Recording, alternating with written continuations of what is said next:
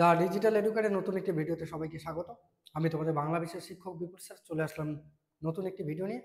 আজকের ভিডিওতে আমি আলোচনা করব যারা এইমাত্র কয়েকদিন আগে দ্বাদশ শ্রেণীতে উঠেছো, তোমাদের যাদের রেজাল্ট দিয়ে দিয়েছে 11-এর দ্বিতীয় সেমিস্টারে, যারা তৃতীয় সেমিস্টারে পড়ছো বা উচ্চ মাধ্যমিকে প্রথম সেমিস্টারে পড়ছো, তাদের জন্য বাংলা বিষয়ের যে সিলেবাস আছে সেই সিলেবাস সম্পর্কে আমি আলোচনা করব। তোমাদের সিলেবাসের মধ্যে কি কি গল্প রয়েছে, কি কবিতা রয়েছে এবং সাহিত্যের ইতিহাসে কোন পাঠগুলো রয়েছে, তারপর ভাষাতত্ত্বের কি রয়েছে সে সম্পর্কে বিস্তারিত আলোচনা করব। যে কোনো বিষয় পড়ার আগে তার সিলেবাস সম্পর্কে একটা স্বচ্ছ ধারণা থাকা প্রয়োজন আছে। তাই সিলেবাস নিয়ে আজকের এই ভিডিওটি প্রথম থেকে শেষ পর্যন্ত দেখবে। আর ভিডিওটি ভালো লাগলে অবশ্যই লাইক, কমেন্ট, শেয়ার, সাবস্ক্রাইব করে দেবে। চলো দেখতে থাকো।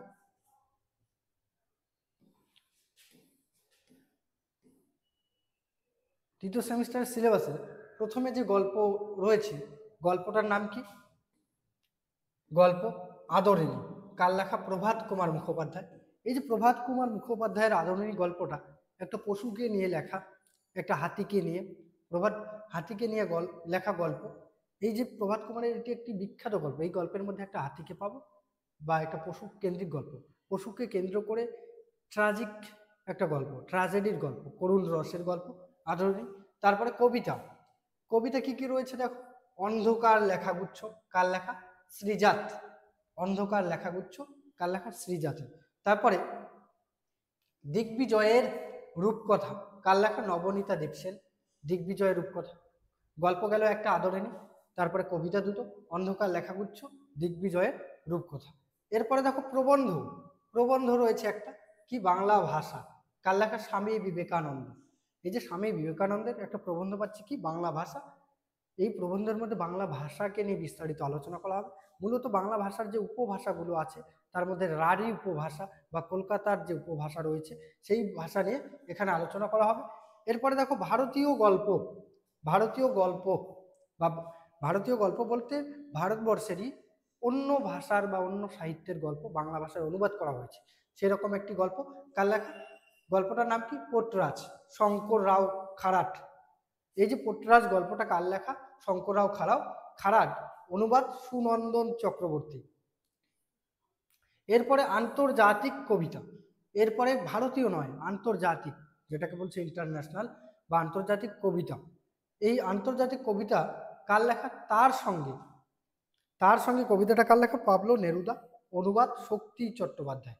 এর আগেও তোমরা ক্লাস 10-এ পড়ে এসেছো যে পাবলো নেরুদার একটা কবিতা অসুখী একজন, তেমনই যুদ্ধের প্রসঙ্গ ছিল, তেমনই একটা কবিতা হলো তার সঙ্গে। এখানে যুদ্ধের পাশাপাশি মানবতার পাশাপাশি প্রেমের প্রসঙ্গ আসবে। তার সঙ্গে কার লেখা? Pablo Neruda. অনুবাদ করেছেন নবারুণ চট্টোপাধ্যায়। এই তাহলে প্রথমে কি ছিল তোমাদের? গল্প আদরিণী, তারপর কবিতা অন্ধকার লেখাগুচ্ছ, তারপরে দিগ্বিজয় রূপকথা, তারপরে প্রবন্ধ গ্রন্থ একটা বাংলা ভাষা, তারপরে পোটরাজ আন্তর্জাতিক ভারতীয় গল্প, তারপর আন্তর্জাতিক কবিতা হলো তার সঙ্গে।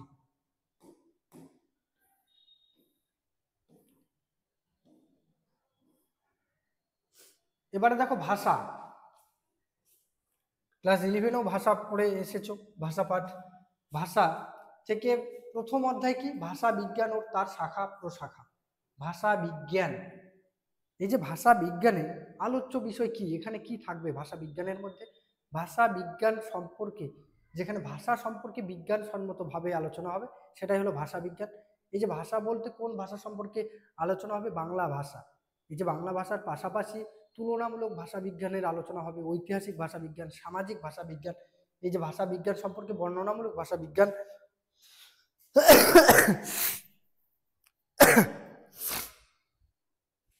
ভাষা বিজ্ঞান ও তার শাখা প্রশাখা। দ্বিতীয় অধ্যায় কি আছে? ধ্বনি তত্ত্ব। ধ্বনি। এই ধ্বনি বলতে কোন ধ্বনির কথা বলা হচ্ছে? বাংলা ভাষায় যে ধ্বনি রয়েছে, স্বরধ্বনি, ব্যঞ্জন ধ্বনি। এই স্বরধ্বনি, ব্যঞ্জন ধ্বনি সম্পর্কে বিস্তারিত আলোচনা করা হবে এখানে। স্বরধ্বনি যেমন স্বরধ্বনির কি আছে? ধ্বনির আগম, ধ্বনির লোপ, এই সমস্ত আলোচনা। স্বরধ্বনিগুলো আছে, মৌলিক স্বরধ্বনি কয়টি? বাংলা স্বরধ্বনি তো অনেকগুলো আছে, মৌলিক স্বরধ্বনি 7টি আছে, এগুলো সম্পর্কে আলোচনা। স্বরধ্বনিগুলোর উচ্চারণ স্থান, কোন স্বরধ্বনি উচ্চ অবস্থানে উচ্চারিত হচ্ছে, কোনটা নিম্ন অবস্থানে উচ্চারিত হচ্ছে, এই ধরনের আলোচনা। তারপর ব্যঞ্জন ধ্বনিগুলো, কোনটাকে কোন ধরনের ধ্বনি বলা হচ্ছে, তৃতীয় অধ্যায় শব্দার্থ তত্ত্ব। শব্দার্থ, একটা শব্দের অর্থ সম্পর্কে আলোচনা হবে এই শব্দার্থ তত্ত্বের মধ্যে। তারপরে বাংলা ভাষা ও সংস্কৃতি, এটা হলো সাহিত্যের ইতিহাস। প্রথম অধ্যায় বাংলা গানের ইতিহাস সংক্ষিপ্ত রূপরেখা।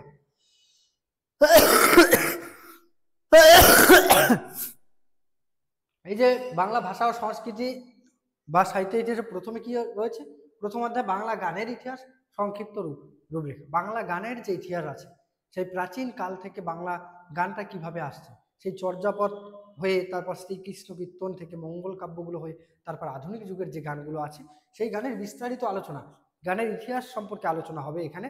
বাংলা গানের ইতিহাস ধরো মান্না দে, তারপর নজরুল, রবীন্দ্রনাথ ঠাকুর, এটা সবার সম্পর্কে আলোচনা হবে।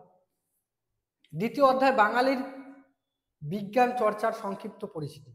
এই যে বাঙালির গেল গানের ইতিহাস, বাংলা গানের ইতিহাস বলতে বাঙালিরা গানকে কিভাবে চর্চা করেছিলেন।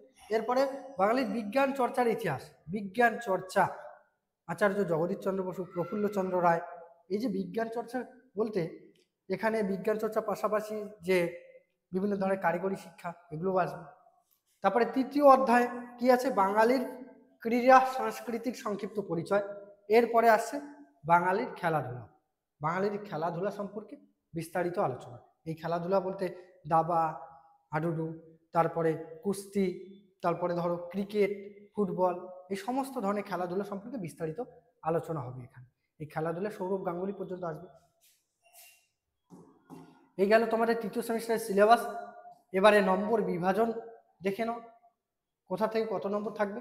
গল্প থেকে প্রথমে যে গল্পটি আছে, গল্পটি হলো আদরিণী। এই আদরিণী গল্পের থেকে 8 নম্বর থাকবে। এই যে 8 নম্বরই তোমাদের MCQ প্রশ্ন হবে।